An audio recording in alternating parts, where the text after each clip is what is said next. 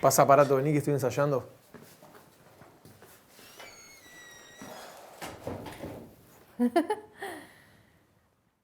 Esto comenzó con Julián, que escribió el guión y dirigió la película, delineando el personaje principal. Es una película que ronda alrededor de un personaje muy fuerte, que es Eric, y todo el guión y toda la historia se desarrolla alrededor del personaje. Entonces, Juli empezó delineando las características de este personaje y ese fue el puntapié inicial.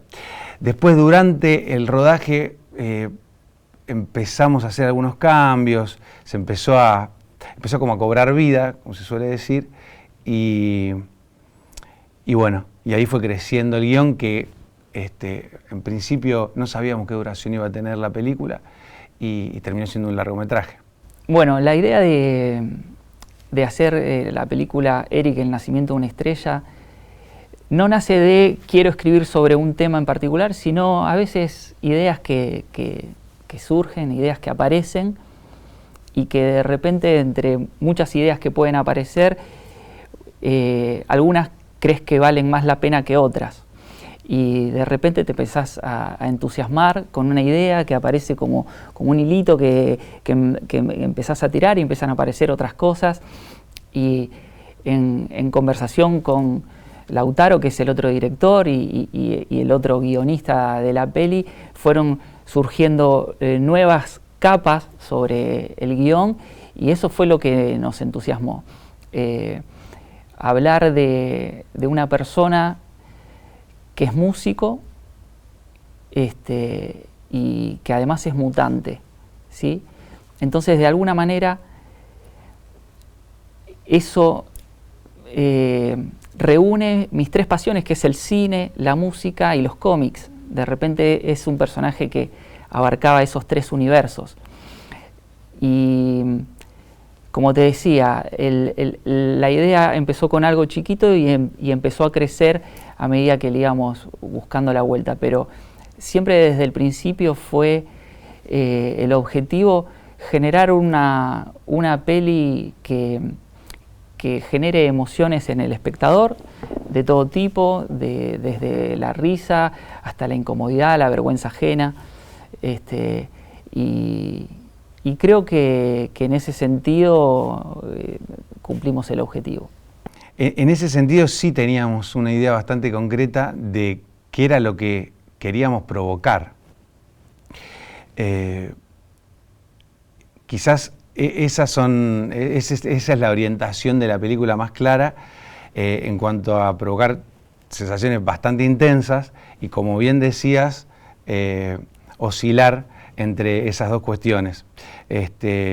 La risa que permite de alguna manera escapar a la vergüenza, a la incomodidad que genera el personaje, porque es un personaje que genera mucha incomodidad, que funciona de alguna manera como un espejo, porque hay muchos de los rasgos de Eric que inevitablemente uno percibe como propios, de modo tal que esa vergüenza ajena por momentos es vergüenza propia, y entonces el humor funciona como una válvula de escape, de descompresión de esa incomodidad, porque si no sería intolerable la película.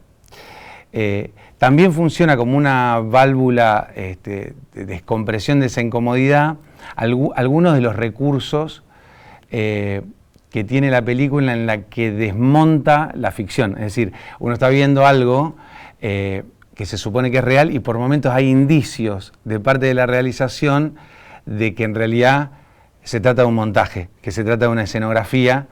Entonces, por momentos uno accede a la parte de atrás de la película y eso también permite aliviar un poco esa vergüenza ajena y esa vergüenza propia que produce la película. Una de las características que tiene esta película es que por momentos habla de sí misma, ¿sí? Entonces eso nos pareció muy interesante también desde cómo contar esta historia, más allá de la trama en sí mismo, cómo contarla, ¿no? Con algunas sorpresas, algunos giros en el guión que realmente son inesperados. El proceso de producción es verdaderamente un proceso muy complejo, porque es una película sin presupuesto, con presupuesto cero. Y entonces, pero a la vez esa dificultad uno puede usarla a favor, ¿no? Si uno le hace una toma de judo a esa dificultad económica, en lo que resulta es que uno tiene que pensar con ciertas obstrucciones, de las cuales salen a veces cuestiones que uno no pensaba que podía, es decir, que la resultante te termina sorprendiendo, ¿no? A diferencia de cuando uno tiene pleno control de lo que hace, donde lo que resulta se parece mucho a lo que uno planificó. En este caso, por ejemplo, los rodajes exteriores, cuando no hay control sobre la zona, a veces incluso pasa que cuestiones reales se incorporan a la película, ruidos, imprevistos. Así que bueno, en ese sentido, un rodaje sin presupuesto en una ciudad del interior podría decirse que es un proceso bastante transformador y una especie de curso acelerado, una escuela. ¿No sabes quién soy? ¿Me conoce? No, la verdad que no. ¿Saben quién soy?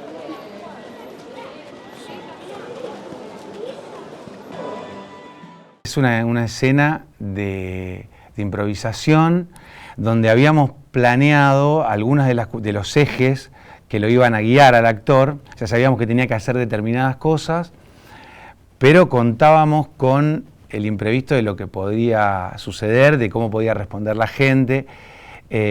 También ahí el propio actor improvisó algunas líneas, y incluso hay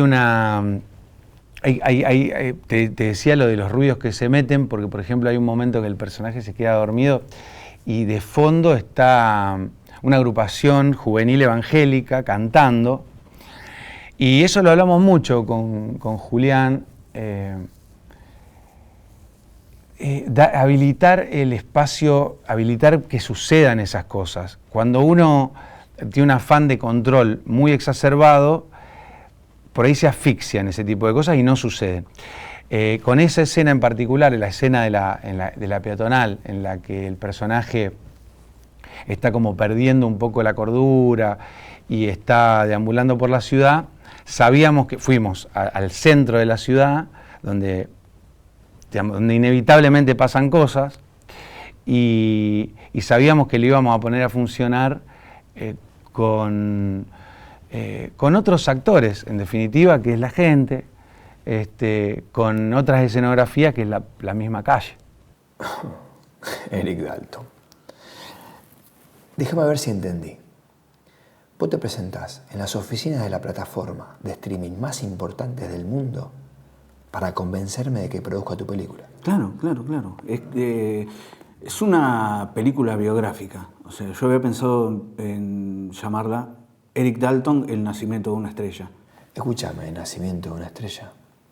Las biopic son artistas famosos. Respecto a la escena con este productor de plataforma de streaming, tal como vos decís, parece que empieza una nueva película y un giro en el guión inesperado completamente. Y por ejemplo, este es un ejemplo de cómo la película habla de sí misma, porque en esa escena que vos mencionás hay una persona que le está tratando de convencer a un productor de cine a que produzcan su película. Entonces, en ese momento te das cuenta que todo lo que viste hasta ese momento es un relato de una persona que quiere convencer a un productor de cine. Y este productor le da su devolución y muchas de las cosas que dice en esa devolución son parte de la propia película que estamos viendo. Entonces, en ese sentido es cuando te comentaba antes que la película habla de sí misma, ¿no? Y subraya criticándose a sí misma algunos aspectos que pueden rozar con lo bizarro. Por ejemplo, que un robot hable, ¿no? O, por ejemplo, el productor le dice a esta persona que lo quiere convencer que algunas partes del relato, de algunas partes de lo que esta persona quiere que sea su película, son súper aburridas. Por ejemplo, cuando el tipo sale del trabajo y camina en la calle, en una especie de plano secuencia que parece que nunca se termina, lo que dice este productor, esa parte me pareció re aburrida. Ponerle unos reels, ¿viste? Le quiere dar como un poquito de ritmo, de presente. Entonces, bueno, esa parte representa eso, ¿no? Es decir, la crítica a la película en la propia película, subrayando estos aspectos del presente, de que, bueno, lo que todos sabemos, ¿no? Que todo tiene que ser inmediato y que enseguida nos aburrimos. Bueno, un poco esa escena está puesta para eso, para generar esa incomodidad, adrede, una escena larga y aburrida a propósito. Te puedo decir, Caro, que hacer esta película y hacerla de esta manera es un esfuerzo bestial, porque cualquiera que haya filmado en el bajo presupuesto sabe que uno tiene que estar y ocupar diferentes roles al mismo tiempo, de producir, de dirigir, hablar con los actores, etcétera. Incluso la parte del montaje, que es una de las partes, una de las etapas que a mí más me gusta. Entonces, son experiencias al mismo tiempo muy gratificantes y muy desgastantes. Así que ahora estoy en este proceso de presentar la película y en esta especie de bache, quizás entre esta y ojalá alguna próxima. Bien, ya más o menos Esta vida tan cotidiana, se muestra mucho la vida cotidiana, desde el tiempo muerto de hacerse un mate a una espera, por ejemplo, una espera de colectivo, las paradas de colectivo. Sí, había un deseo de incorporar todo eso como escenografía y como acción, ¿no? Darle un poco a la ficción, inyectarle un poco de lo que es el tiempo muerto, la vida cotidiana, las cosas que suceden en el día a día. Entonces, en lugar de editar todo eso y que todo sea acción relevante,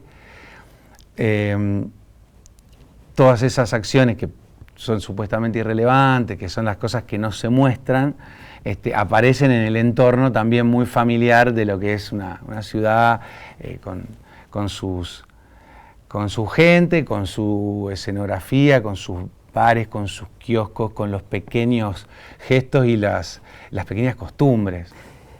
Les recomendaría que vean Eric, si es que tienen ganas de ver una película poco usual.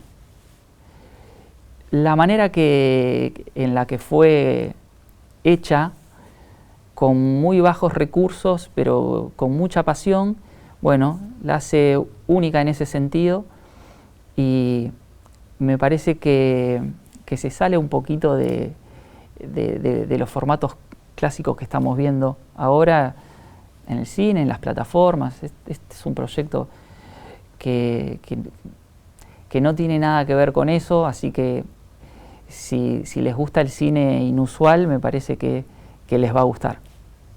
Yo pienso que hay que ver Eric porque es una forma conflictiva de mirarse al espejo. En lugar de mirarse a un espejo complaciente, es un espejo conflictivo, da vergüenza ajena, pero uno reconoce mucho de lo que ve en Eric como propio, y a la vez, como vía de escape a esa incomodidad, uno se puede reír de eso, que es una forma también de trabajarse a sí mismo, reírse de uno mismo.